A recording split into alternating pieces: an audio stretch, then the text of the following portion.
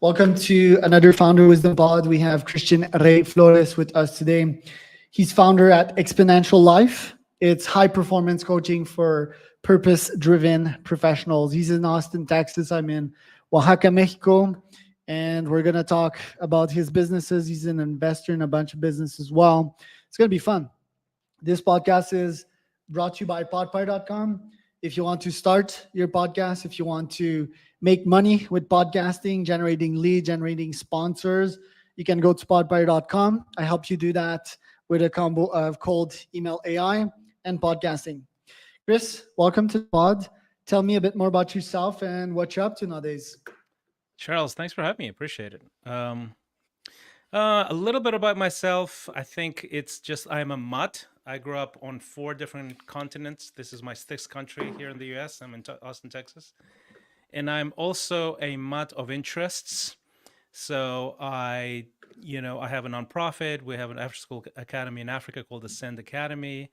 I run a digital media company called Third Drive Media, and a coaching program for high performance, essentially, called Xponential Life. So that's the short version of it. Love it. Why did you get in entrepreneurship in the first place? Okay, that is an interesting question. I think for me it's really actually rooted in an origin story. I traveled a lot. There was a lot of variety, unpredictability about my life. I was actually a refugee at age 5, believe it or not, in Latin America. So I grew up in Russia, Chile, Germany, Africa. So I saw so much uncertainty, and some people, I think, tend to feel like, I think actually part of me still feels that I don't fit in, because I don't. I'm strange. But there's an upside to uncertainty, which means if nothing is certain, everything is possible. And I believe that's probably the trigger, the innermost trigger for starting new things, is that I think I'm just less Love that. less Tell us about intimidated, but less intimidated by the risk, connection is essentially. back. Are we back? Is it my connection? Is it yours? I can't tell. Yeah, usually. Anyway, let's roll with that. Let's double click on the refugee stuff. How did that happen? How did that shape your mind? Do you remember that happening to you as a I young do, yeah. child? And how did that shape your adult brain?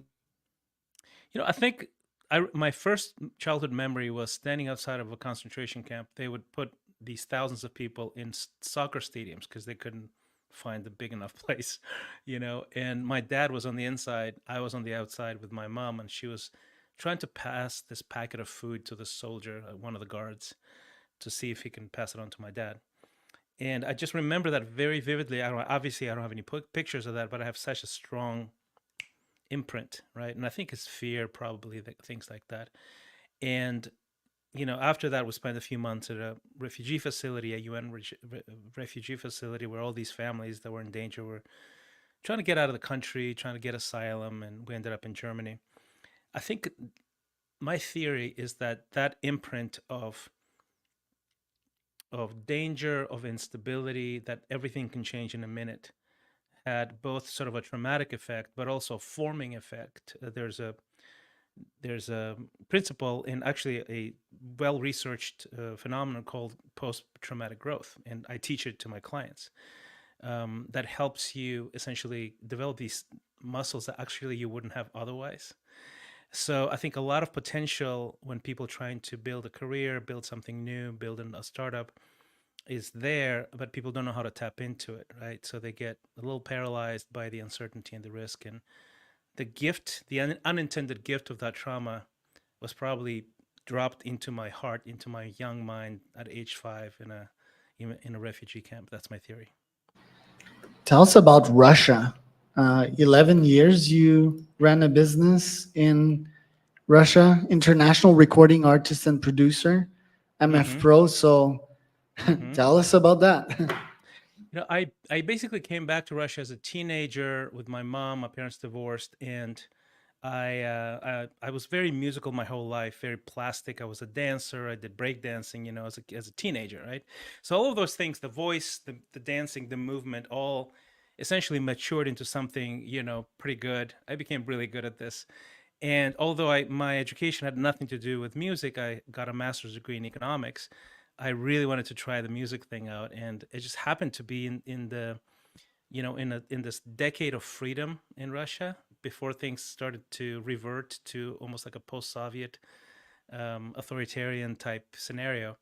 And I was just very lucky. I also was pretty good. I had a good work ethic, and sort of shot to the top of the charts within like a year or two. I had 2 or 3 recording contracts offered to me. I was on television. It really was a meteoric rise. It was from like small clubs here and there to sports arenas within maybe 3 years. So that was pretty quick, actually. Um, and we produced other bands. We did a lot of stuff there. I mean, they used my song to get Boris Yeltsin elected over the communists in '96. So I was a pretty big deal back then in Russia. What kind of effect did this had on you? I thought multiple times of what fast fame does to people. Let's say Bieber, right? Like with his Yeah. Lambo throwing eggs at his neighbors. And yeah, especially when you're young, right? So what kind of effect did that had on your psyche, that hyper meteoric rise? It is definitely challenging. It's super exciting, obviously, but it's also challenging. And I don't think it produces bad things. What it does, it amplifies bad things that are already there, right? Character flaws. So so pride, arrogance, all of that stuff. It's already there in a younger person anyway, right? And then whatever was instilled or not instilled by my parents, that gets amplified. So yeah, it was one of those things. It was very exciting, and also very painful at some level. On the side of romance, it became really weird, because on one side, I really wanted to build a family. I was sort of this person who, and then I was so traumatized by my parents' divorce, so I was like fearful of relationship. And then on top of that, you get like half of the female teenage population having posters on their walls. That gets really complicated really fast, because you just can't even tell if someone is interested in the persona, in the onstage persona, or in the person. So there's all these sort of normal, quite frankly, any fame brings that to the table, right? It's how you navigate it. I think on the upside, it did tremendously help with the entrepreneurial journey, because it gave me a first taste of, hey, I can try something that is unlikely to succeed, and then it succeeds. And it's very hard to forget that, right? So it almost like makes you unemployable for the rest of your life, because you realize, oh, I can build something out of nothing and people will want it. So I guess I can do that in other areas. And I think that was a huge contribution to the entrepreneurial sort of spirit that I have right now.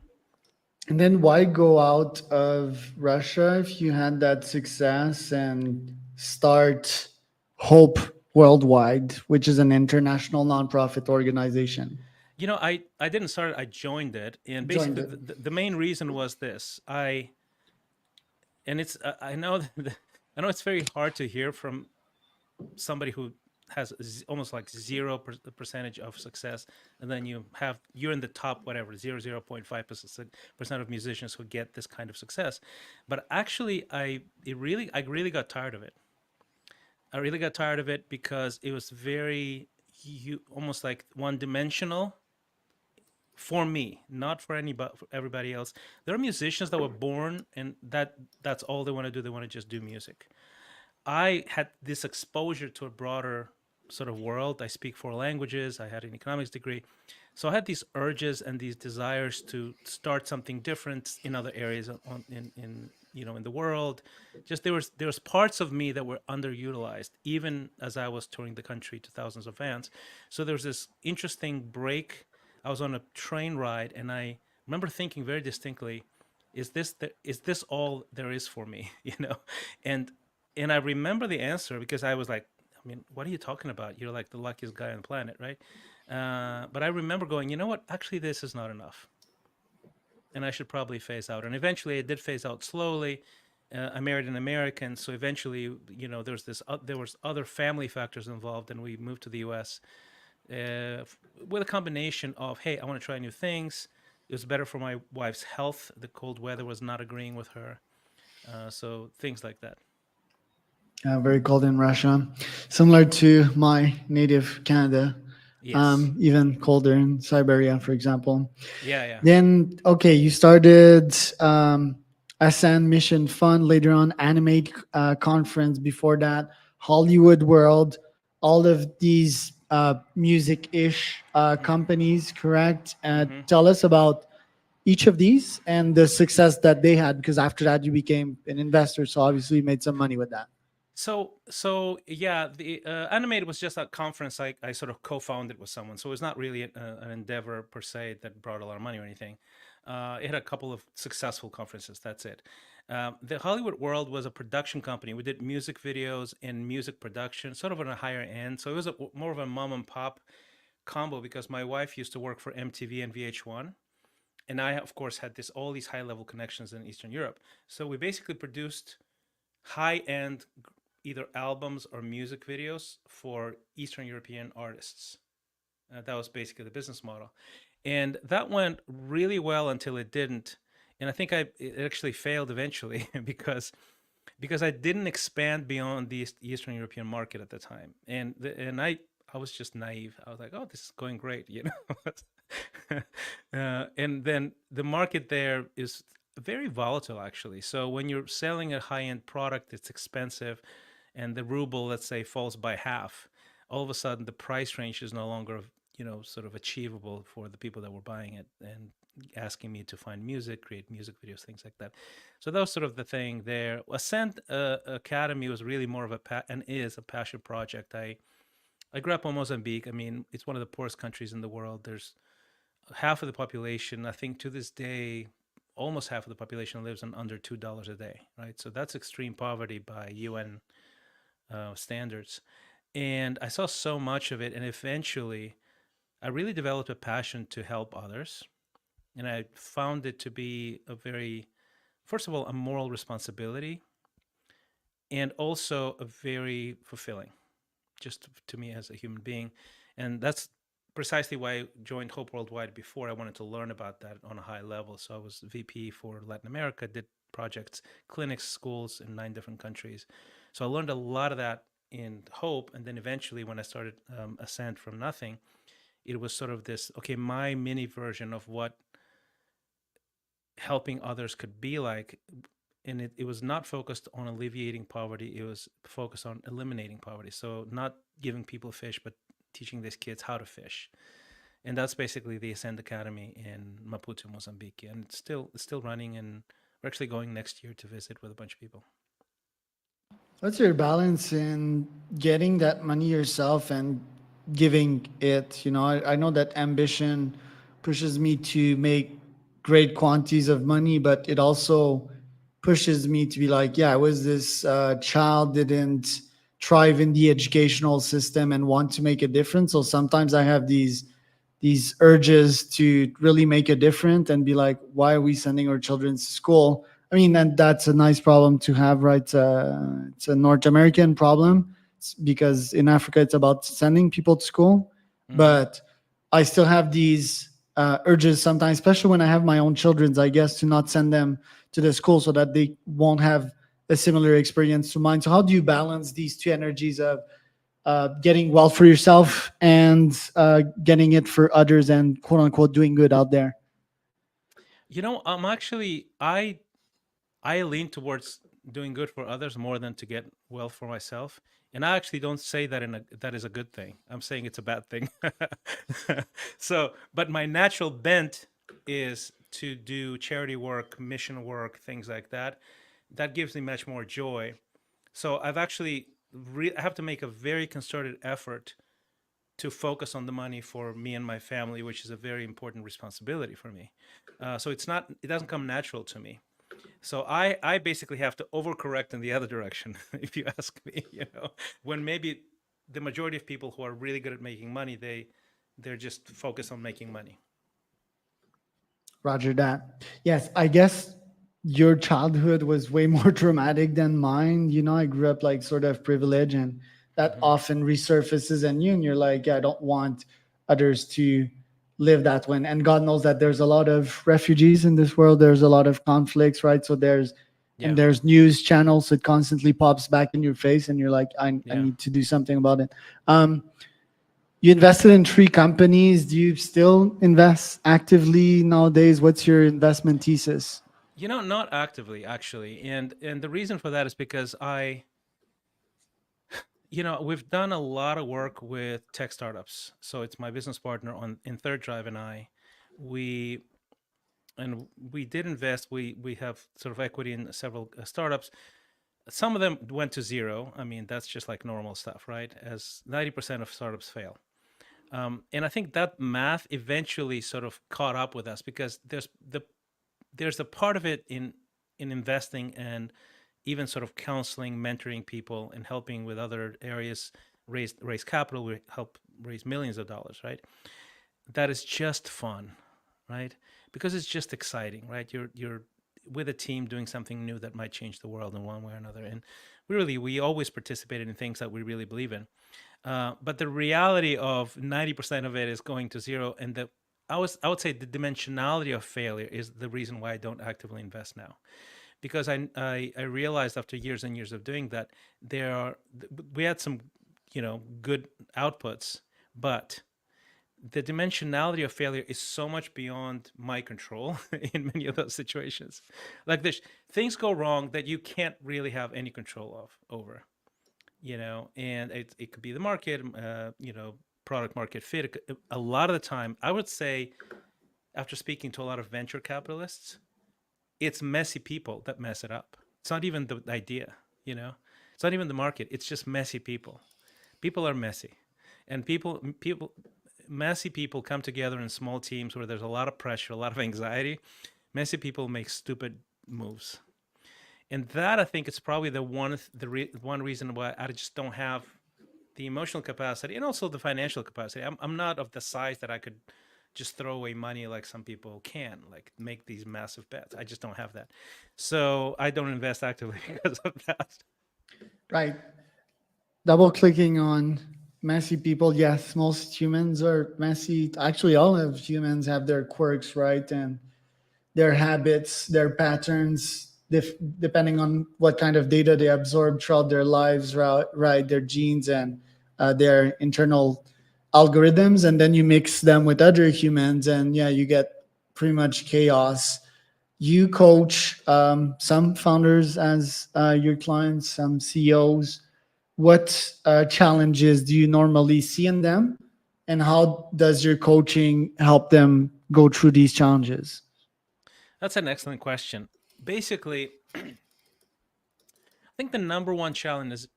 I think the overarching, the meta challenge, I would say, would be you start off with this passion and this vision, this capability, this energy that drives people to create. As things grow or progress, in a good or a bad way, it doesn't matter. Complexities, nuances, flat sides, dysfunctions, they can't catch up with anybody. So what happens is you sort of lose your dream. Like the dream becomes blurry. You don't necessarily lose it, but it becomes blurry. I thought it was this, but it's something different. And I don't know if I like this, or I don't know if I'm a good fit for this. So this capacity to create a clear plan of direction, a direction where you're going, and to break it down into smaller steps and to increase the speed to get there, that is a major issues with many people that I encounter. I mean, and they are the most gifted, brilliant people, right? It just the future doesn't seem clear or clear cut or as inspiring as it used to be. So we help with that. A big part of it as well is how to deal with stress, right? Um, Creating new things is very hard, and because it's very hard, your brain sort of attacks you, right? Because our brain is responsibilities to keep us alive. So it misinterprets all this stuff that is really not a threat to our lives, and it sort of creates this high levels of danger all the time.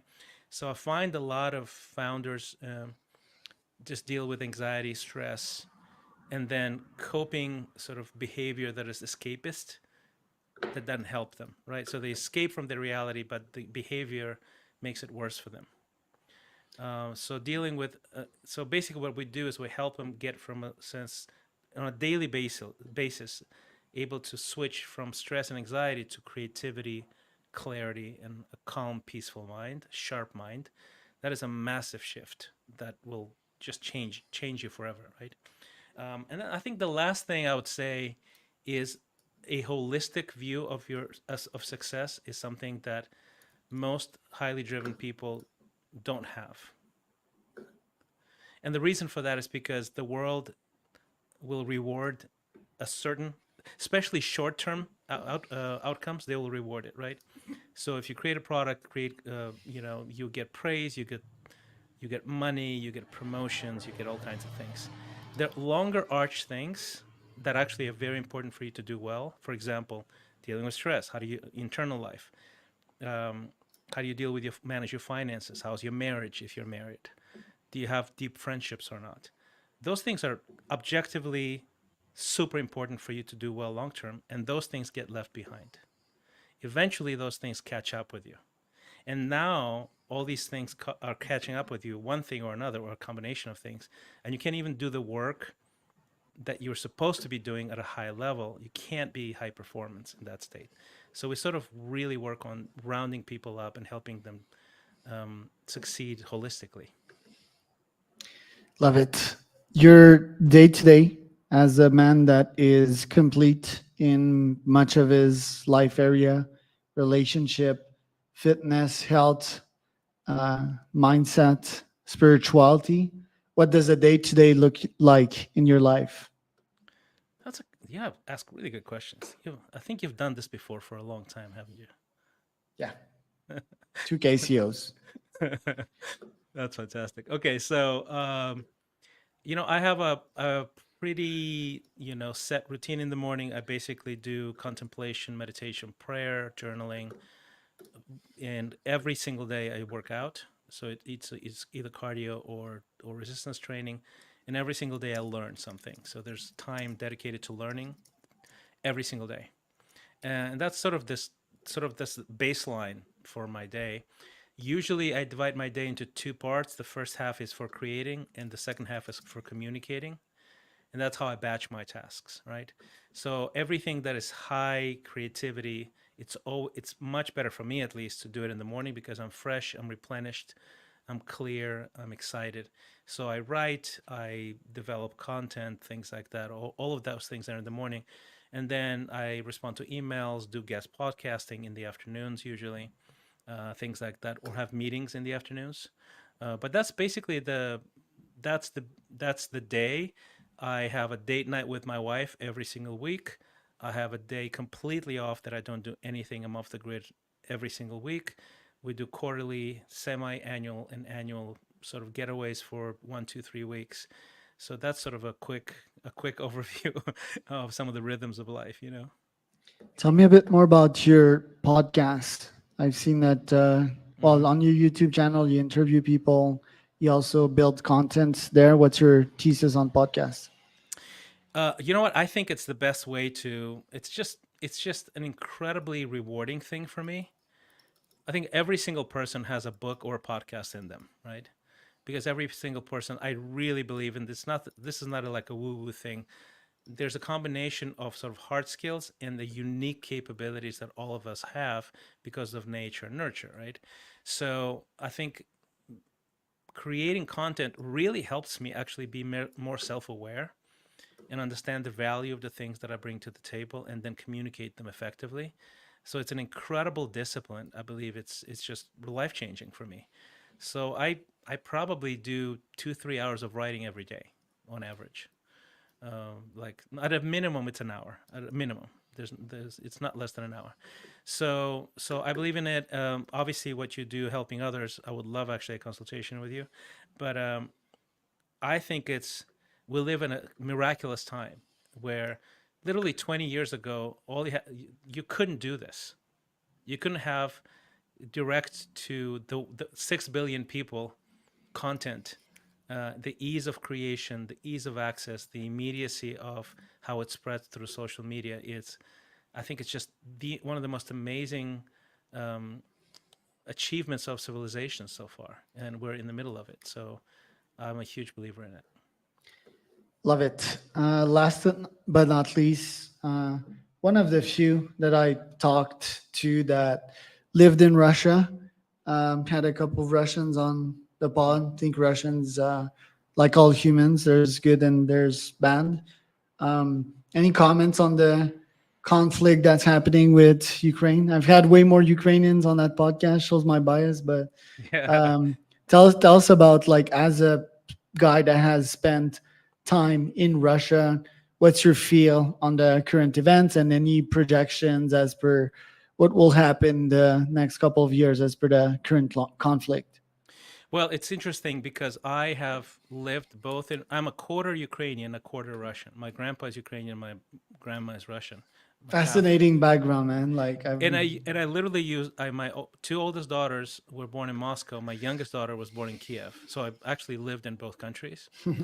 And my take on it, honestly, it's one of the biggest tragedies of the 21st century so yeah. far. I believe on the highest level, obviously this is a massive topic, right?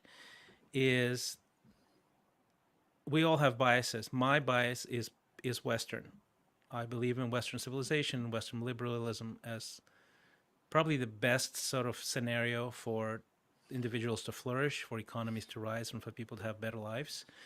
And I think Russia inherently doesn't play well with Western values. And I wouldn't say Russia in general, but I would say the masses, right? So not the intelligentsia in the capital cities, but the masses in general.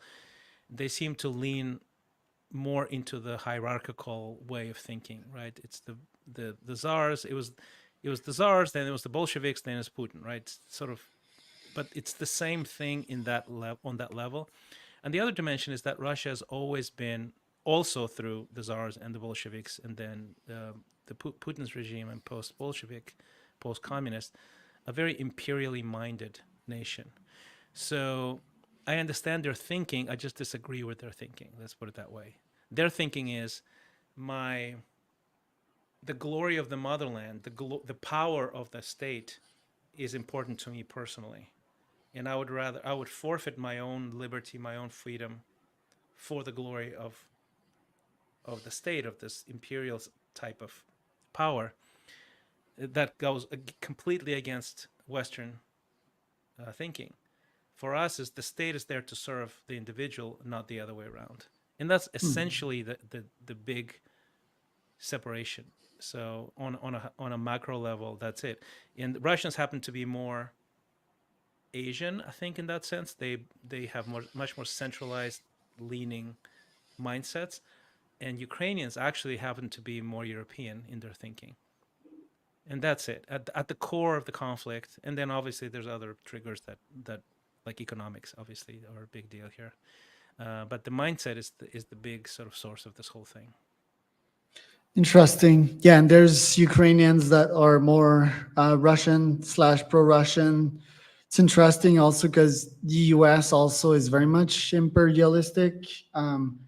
If you think of the army and what the U.S. people, especially nowadays with populist leaders, would do for their countries, they're very patriotic and somewhat still very imperialistic, right? By nature, as the hegemony US power um, I think it's that a is very currently dominating the world. So I there, think it's there yeah, I think there's a difference between a nationalism. And nationalism actually is a byproduct of globalization and how it starts impacting culture and disrupting culture, actually, right? But I would say the fundamental difference between Western sort of sort of, I would say, imperialism, even, right, and Eastern, you can even see it. It's not that imperialism is bad or good. It's actually, there's bad and good in imperialism, in all kinds of imperialism, starting with the Romans. They did a lot of good and killed a lot of people, in the process. So, but to me, the big difference between Western mindset and Eastern mindset or Soviet mindset is this: World War II, it ends. America and the Western allies rebuild Yeah. the countries that were destroyed, including the enemy's countries, Yeah. and leave them alone. Yeah.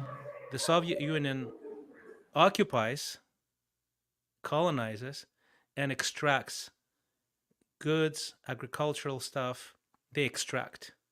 That's what they did with East Germany, with Bulgaria, all the people, like the Baltic states that they occupied.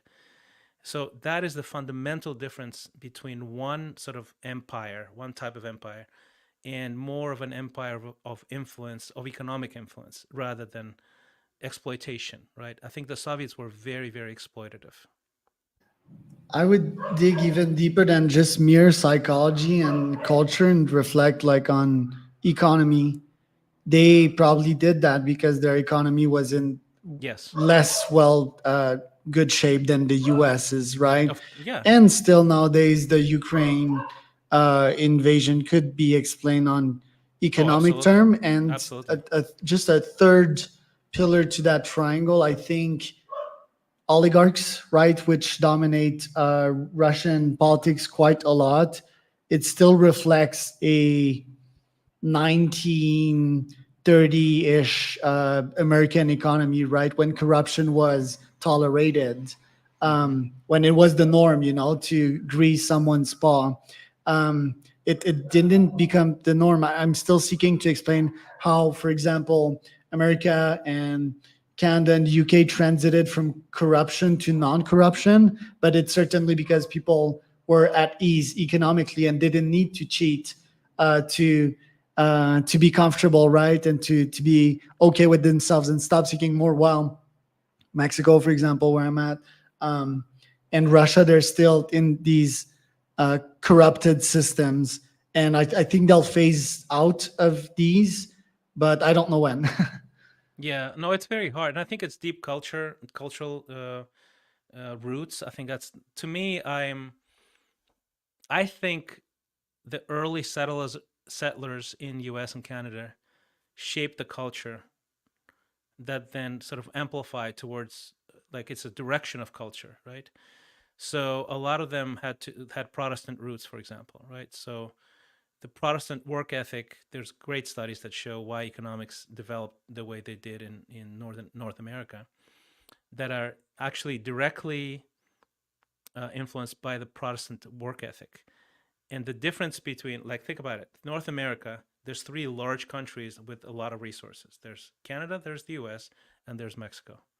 Two of them had Protestant roots culturally, one of them had Catholic roots. Which one is the poor one? Quebec State, where I'm from, Catholics as well, but it was part of Canada, right? So yes. Precisely. So the culture that was seeded with this kind of worldview, I think shaped eventually almost like a chain reaction, right? So, and the Protestant work ethic is very simple. I have agency. I can build my future. It's the core belief that gets translated from family to family to family, right? And I have agency, and no one can tell me what to do, even the Pope. In the Catholic, there's much more hierarchy. Think about that, right? So Right. your agency is diminished in a cultural sense. So you don't believe. It's really a belief how much you can control your outcomes and shape your future. And then, so it's basically the Protestants are the freest ones from this hierarchical view. The Catholics have been in the middle because they've been sort of influenced by other influences. And then the Eastern Orthodox are the most hierarchical people. Therefore, if you look at the map of Europe, it's the economic flourishing at the very top of the list is always Protestant or post-Protestant. They don't even go to church anymore, right? But their worldview is always seeded and imprinted with that sense. So at the top of the list economically, it's always Protestant or post-Protestant countries. In the middle, it's always the Catholics. There is not one rich Eastern Orthodox country on the planet. Not one. Right. Yeah, I've been to Serbia and Not one. amazing capital, the Belgrade, but yeah, it's still. Protestant is equal to Christianism, right? Yeah, they're all Christian. Cristianismo. Yeah, they're all Christian. So they're all Okay. Christian. It's just the Protestant revolution started with Martin Luther, And they Mhm. basically, the idea is that they protested against the power, the hierarchical power of the Pope, and all these other things that were happening that really had nothing to do with the the things that they read in the Bible, right? So that's this sort of almost rebellious against hierarchy spirit is the Protestant spirit, and then from it evolved this idea: hey, if I'm okay, so if I don't have to, like, if I'm, the church is here, in the Catholic mind, the church is here and you're here, you know, you're nothing, the church is everything, right? We can start wars, we can do all kinds of things. In the Orthodox, it's even lower. Like, the church is here, I'm like nothing. The Tsar is everything. The Archbishop is everything. I'm nothing, right? It's just fate. That's why Russians have sad novels, right? You know, everybody dies at the end. In the Protestant Revolution, the result of the way culture evolved, and it then multiplied by a few hundred years, is that my agency is way up here, and maybe the church is somewhere here, maybe not. I don't know, you know. So the individual's ability to say, I can change my future, I can make choices. You know, I don't like this church, I'm going to start a new church. You know, like, this doesn't exist in the Catholic sort of realm because it's so solidified, right? Right. So it does. My theory is that it really does influence the economics, because economics is just how people behave as a group, how they Right. think. Okay, because my wife, she's Christian, and one reason why I don't like going to church with her is that it's like God is everything, and I believe in a God, but it seems to me that people there really outsource their full accountability to God. There's a bunch of people as well that commit horrendous actions, are unethical, don't have any values, and lay on the back of God when they committed something and they want forgiveness and to feel better about themselves. I'm pro religion, especially in Mexico, because life is hard here, and I think some people need that. But I also think that for some people, religion might be taking them back. And I'm not sure if, like, I understand your point though.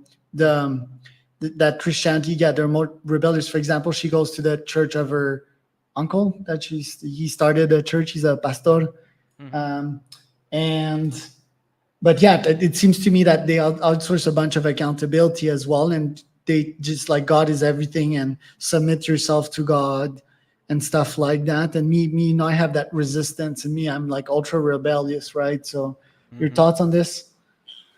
You know, I think I'm a Christian, and I think it's really more how we interpret Scripture, right? We interpret the Bible.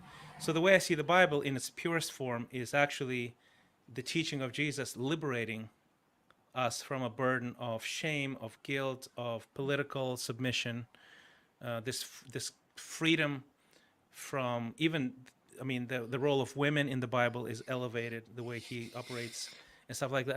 And then humans come in, and we take that and we interpret that in imperfect ways. Yeah. And it's almost like a trajectory, right? It starts here, and it's not a big deal, not a big change, but then, 300 years later, it's actually a big deal. So I think that's why we ended up with all these branches that are very imperfect and very messy.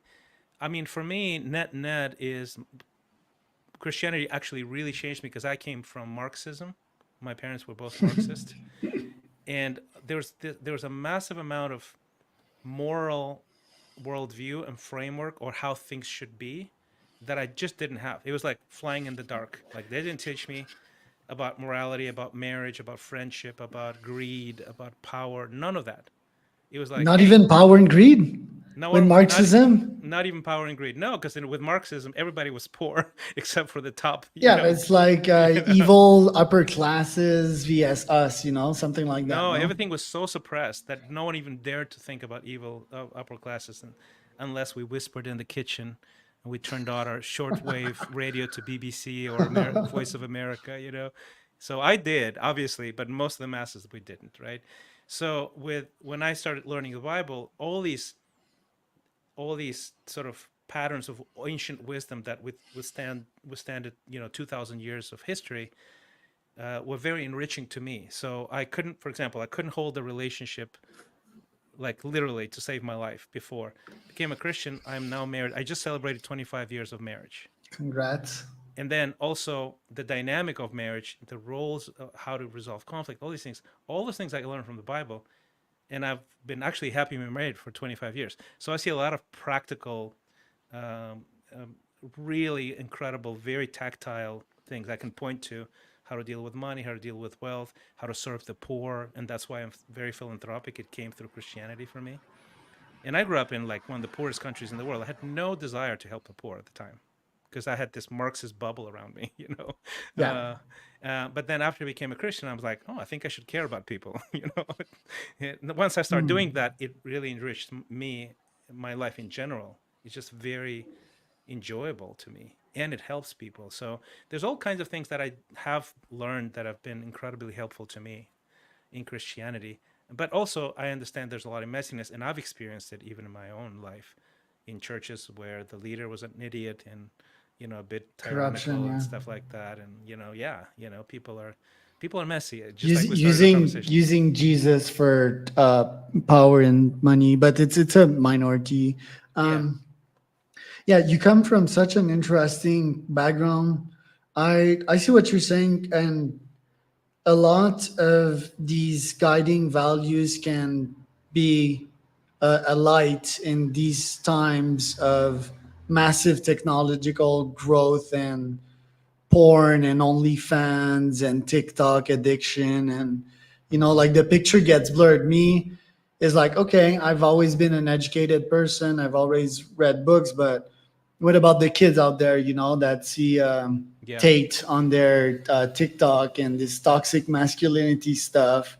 yeah, They're probably better listening to Jesus, or at least having Jesus in their repertoire to yeah, teach them basic stuff, yeah, right? yeah. Moderation, no gluttony, no sleeping with others left and right, and stuff like that. Exactly, So exactly. I think you have another call, right? Uh, I, We're I do, I do. Yeah, So just tell us where to find out more about you, Chris. you know what? You can go to christianrayflores.com. It's a newsletter. I have up 20,000 subscribers to it. I post a bunch of free stuff that is amazing.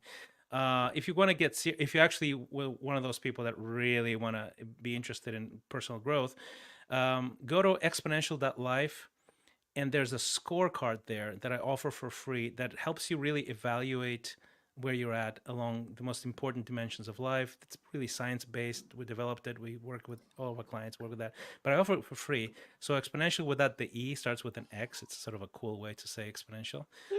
Exponential.life. And you go there and you get your personal scorecard, and you'll find out more about exponential. So yeah, that's